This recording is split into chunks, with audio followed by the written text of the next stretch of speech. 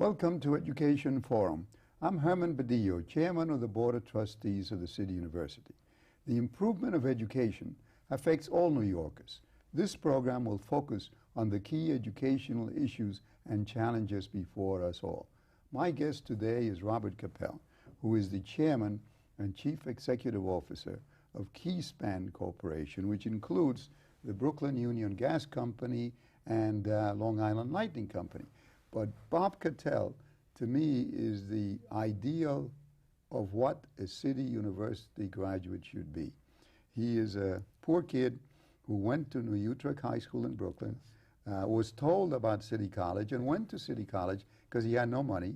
And there he got a master's degree, he got a bachelor's degree in mechanical engineering and a master's degree, and went to work for Brooklyn Union and worked his way up to become the chairman and chief executive officer. But in addition to that, he is chairman of the New York City Partnership. He has so many other activities that I would spend the whole half hour just describing them. And so I'm going to go right to Bob and say, you are an inspiration because you're a living person. We talk many times about all the distinguished graduates of the City University. And here you are, the perfect example. So tell us, how did you come to know about City College, and what did you find was your experience while you were there? Well, first of all, thank you, Herman, for those very, very nice words. As you indicated, I was a kid who grew up in Brooklyn, in the neighborhoods of Brooklyn, went through the public school system and went to New Utrecht High School. And when I was getting ready to graduate, I didn't know what I wanted to do at that point in my life, so I met with my grade advisor at New Utrecht High School. And of course, I didn't have any money to go to college. That was a given, so my opportunities were limited. And I talked to my grade advisor, and she told me about the City University. And at that time, I had an interest in math and science and engineering, so she recommended that I apply to City College and to the engineering school. And I was fortunate enough, one, because I had a reasonably good average in high school. I did okay. I wasn't the brightest student in the class, but I did okay. And so I was accepted to City College. And that really opened the door to me, to my entire future. And everything that I have been able to achieve was really based on the educational foundation that I got at City College. And then when you graduated as an engineer, how did you get to Brooklyn Union Gas? Well, actually, while I was going to City College, being a relatively poor kid growing up, as you say, I had to work after school.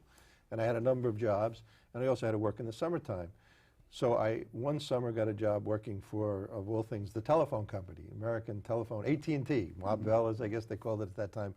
And it looked to me, one of the things that was important to me, because I, at that time, was actually supporting my mother and my sister. My father had died many, many years before, so I needed a secure job, and the utility industry looked like a very secure job. So out of school, I had an offer from American Telephone. I went to work for them. But they were such a large company that I felt somebody like me would get lost in the shuffle. I found out there was a gas company in Brooklyn that was looking for engineers, Brooklyn Union. I applied. Fortunately, I was selected for the job, and the rest is history. Now, it's interesting you said about working, because we all went through that. I also worked when I was going to City College. And right now, one of the biggest problems we have is that practically all of our students have to work. And one of the things I try to encourage them to do is to stay in college, even though they may be tired from all the work, and graduate in time, because otherwise they might get married and not finish. What words of encouragement can you give to the young people today? Well, I think you said it all. I think the thing is to not get discouraged. It's hard work. I can remember coming home. I used to work after school, and I would come home 7, 8 o'clock at night on the subway from Manhattan to Brooklyn, where I lived. I'd have to first start doing my homework 9, 10 o'clock at night. If I had an 8 o'clock class at City College, I had to leave at 6 o'clock in the morning. But I was young. I could handle that. The other thing, though, it took me 5 years to get my undergraduate degree at City College. It was normally 4. So it took me another year because I couldn't take as many credits and I had to work. But I stuck to it. And I would encourage the young people today, because I think the work experience in conjunction with going to school will hold them in great stead when they get into the workplace later. Now, one of the other problems that I find is that we don't have enough mentors for our young people, because you were lucky that you had someone to advise you at New Utrecht High School. I didn't even have that. I went to Harran High School, and it was a kid in the newspaper who told me about City College. Otherwise, I wouldn't have known either. But then when you get in, I didn't have any advisors, and it's tough to stay in school. And I know that one of the courses that you devote yourself to is trying to get more mentors, that is from the CUNY alumni, to help the young people. Well, I think it's very important. I think it's very important that the young people have mentors, that the young people also have role models, people who have been able to make it. And I've been working both at KeySpan, the company where I work, and with the City University, the City College, to encourage graduates to go back and to work with the student population and to be mentors for them so that they can really get the advice and counsel that they need. As you said, we didn't get a lot of it when we were growing up. Here's an example of what Bob Catell has been doing in one of the tapes that you did some time ago to the City College alumni to get them to encourage them to be mentors.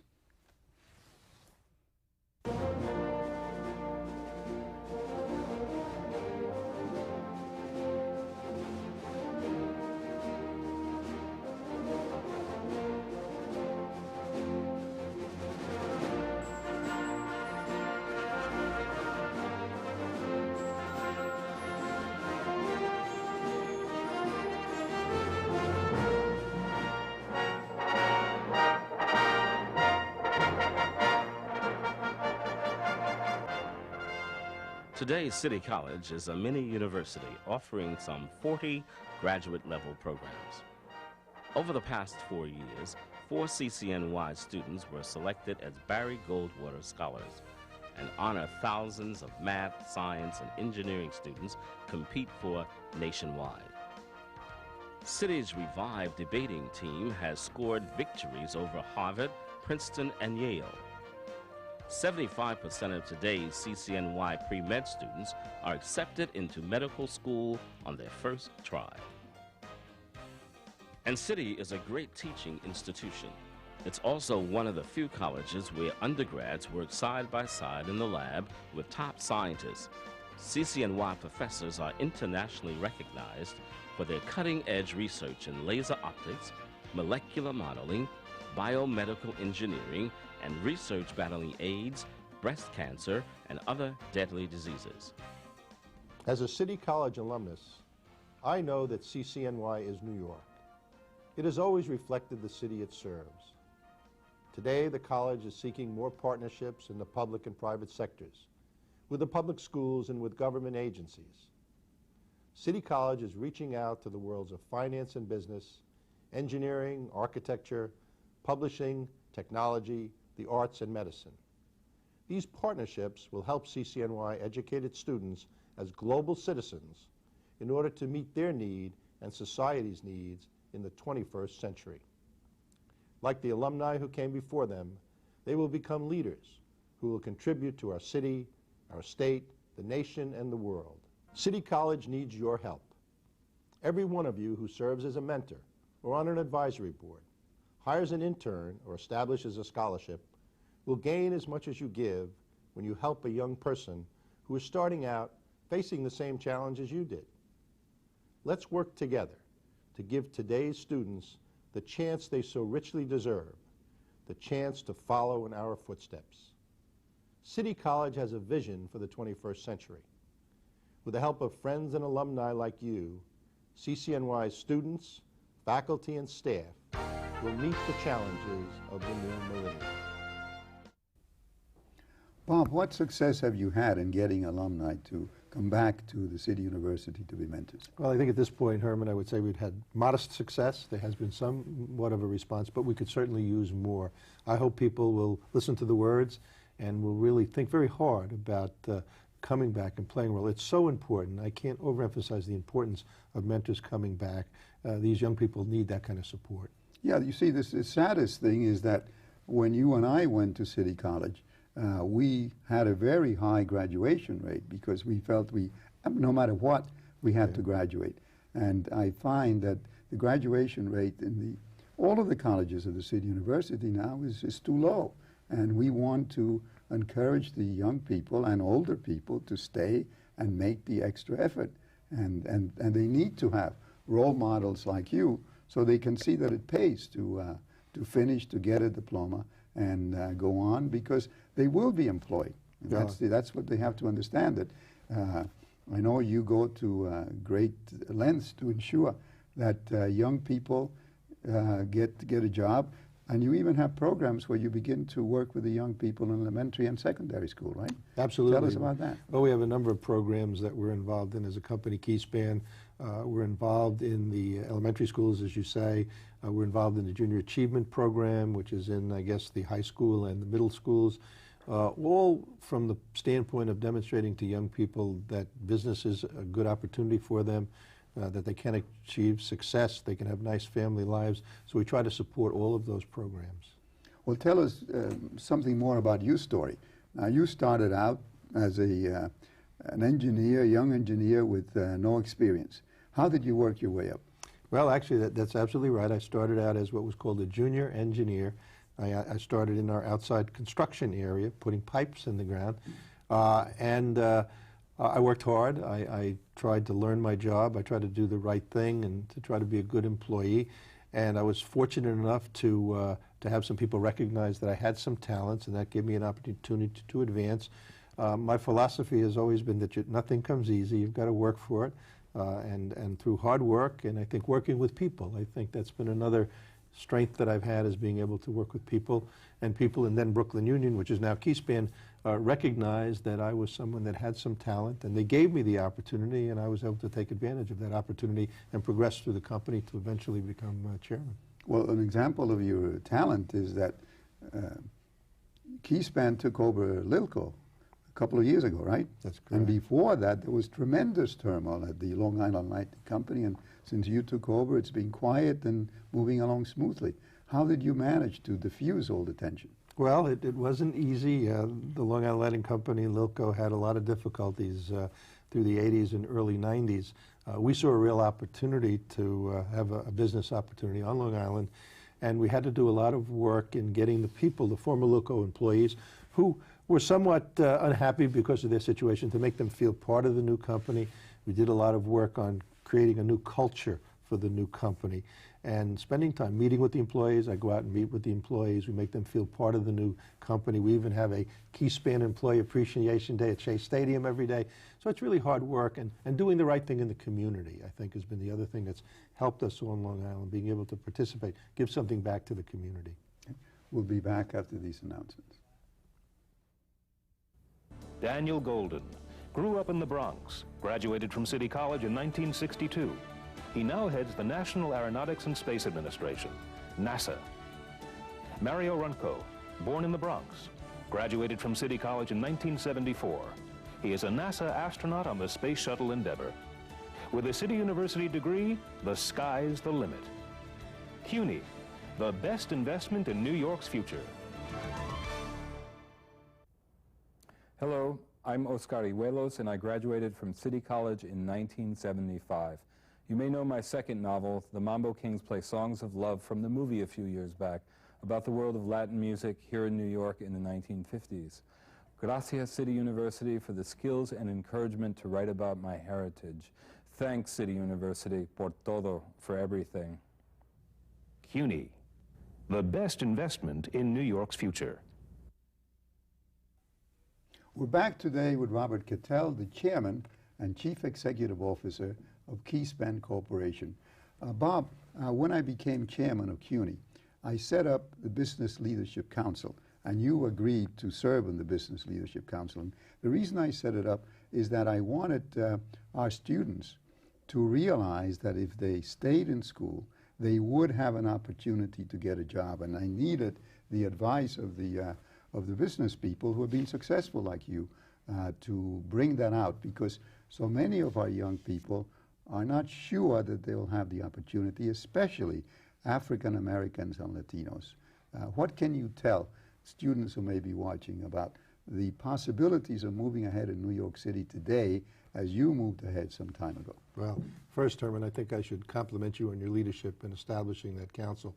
I think it gives people like myself an opportunity, again, to give something back and to contribute to hopefully getting young people to understand the importance of education, particularly in today's society when technology is so important.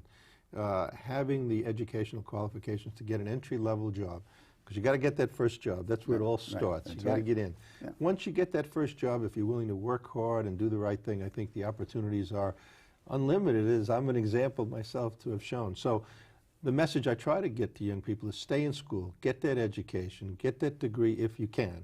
And once you have that degree, I think it opens tremendous opportunities for you. See, the message that I think is important to get across is that the opportunities haven't changed. Because I go to speak to young people in many schools. Then I open the floor to questions. And invariably, somewhere along the line, someone says, well, do you really think that if I make the effort, I will be able to move ahead? And I find that too many of our young people don't really believe it. So I find the truth is the opportunities are just as real today as they ever were, but they need to hear it from people like you. I agree with you. I think the opportunities may even be better today than they were years ago, only because the way business is changing, it's important to get new people into the workforce and give them an opportunity to move forward. I know sometimes young people get discouraged, but they shouldn't. They should really keep working at it, and that's the message, and I think we both try to carry that message to our young people. And you also serve on the advisory board of City College to make sure that the students are learning what they should learn, so that it isn't that they graduate and then they find that what they learned was not useful. Well, I think that's correct. It's very important that the transition be made when they get into the higher educational institutions like the City College, that the curriculum is such that they'll be able to function very effectively in the workplace. And obviously, with City College being my alma mater, it's fun for me to get back and to try to be helpful. Well, is there a future in New York City in the field of engineering today, which is your field? Absolutely. And I think, what kind of opportunities well, are I there? think, you know, everything that we're involved in today has something to do with technology, and that's what engineering is all about. I was a mechanical engineer when I graduated from City College. Today, probably computer engineering and computer sciences are more fields that there will be opportunities. But it all starts with having a good technical education. And that's the kind of an education that you can get from the City University and from the City College. Now, you're also the chairman of the New York City Partnership and Chamber of Commerce. Tell us what you do there.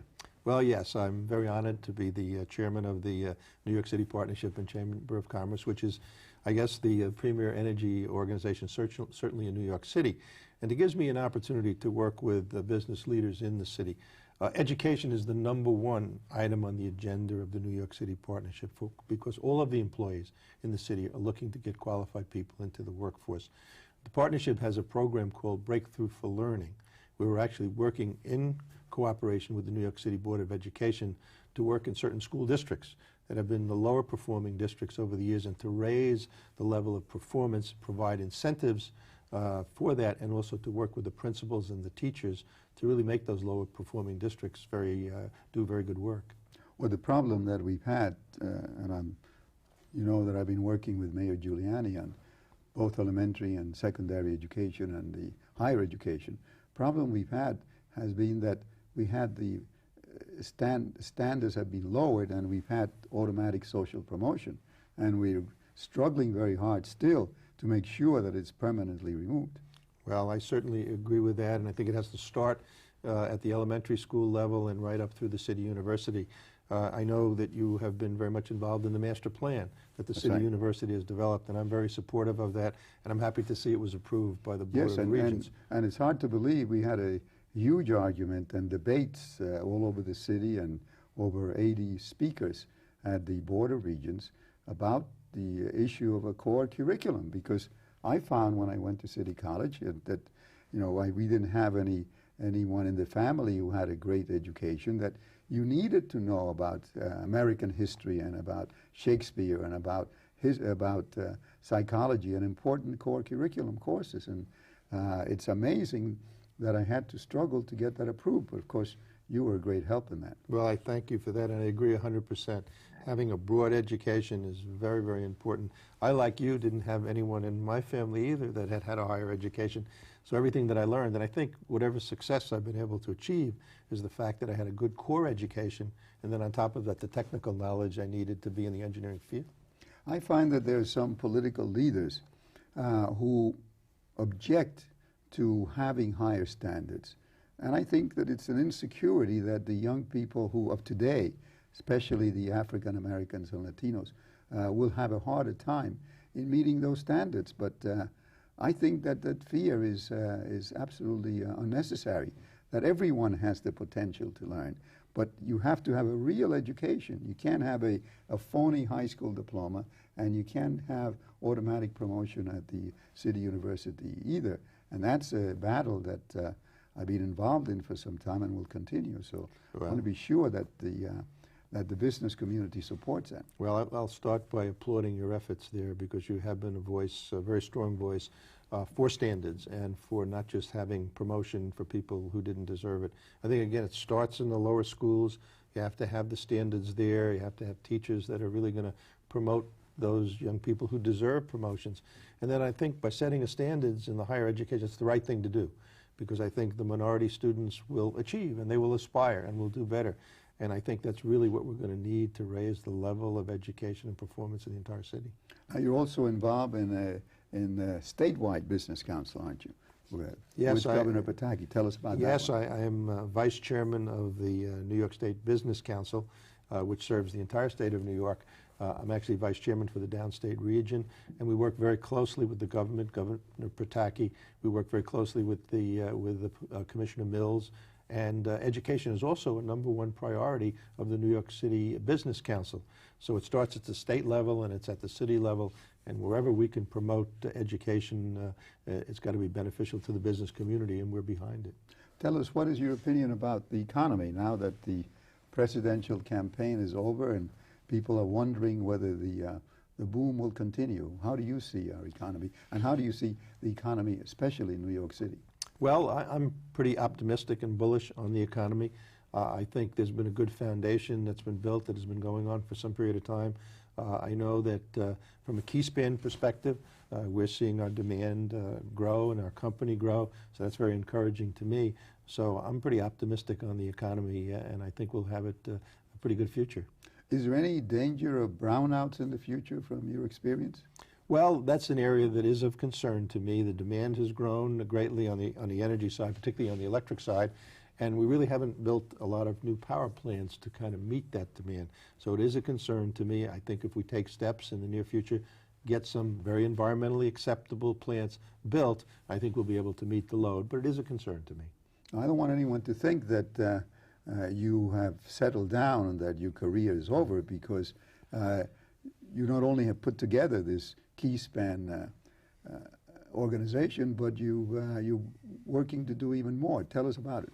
Yes, we just recently closed on the acquisition of Eastern Enterprises, which is a large energy company in New England. It included Boston Gas, Colonial Gas, and Essex County Gas. We're now the largest gas distribution company in the Northeast United States, about 4th or 5th largest in the country.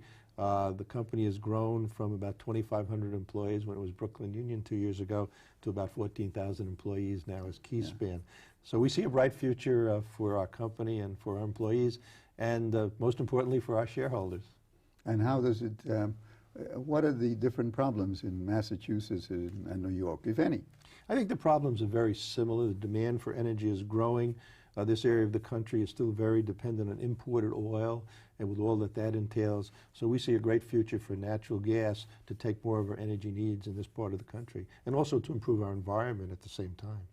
Well, do you think, because of obviously the oil crisis that's going on now, and the oil crisis that we remember from the 70s, do you see any chance that we can come to an end of that and have natural gas or some other form of energy remove the blackmail tactics that we're subject to from the Middle East? Well, I think it's very important that the new administration develop an energy policy, and a core piece of that energy policy would be to reduce our dependence on imported oil. And natural gas, which is primarily a domestic North American resource, can do that. So I think that needs to be a cornerstone of our energy policy. Also, it will improve the environment because it's the cleanest burning of fossil fuels. I think in addition to that, though, we need to still foster conservation. We've got to look at alternative forms of energy like fuel cells and solar energy, and they'll take more of our energy needs in the future. But I think in the short term, natural gas has to play a key role. Do we have enough natural gas, and where do we have that from? We have tremendous reserves of natural gas worldwide, but closer to home, both in the U.S. and in our friendly neighbor to the north, Canada, there are very large reserves of natural gas. As a matter of fact, they found some natural gas right offshore East Coast Canada, very close to our backyard. So for the first time, the Northeast has some gas supplies very close to where we live. And do you think that those can be tapped quickly? Oh yes, there's a pipeline that's already been put in service that comes down from eastern Canada offshore into the Northeast, into Boston. We'll be looking at building some new pipelines to bring that gas down into the New York area as well. And you're looking for City University graduates to help you do that, I hope. It's going to be essential that we have well-educated City College and City University graduates to work with us. Thank you very much for being with us today. It's a pleasure. Thank you.